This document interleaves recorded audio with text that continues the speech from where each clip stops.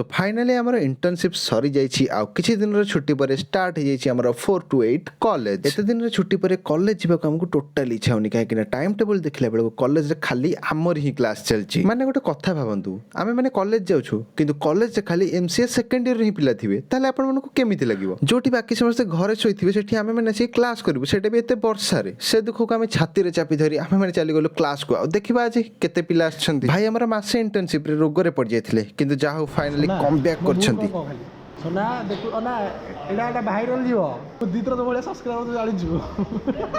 भाई माने ये कोन मते एमती अंडर एस्टिमेट कर देला सब्सक्राइबर एटा कथा पळैला।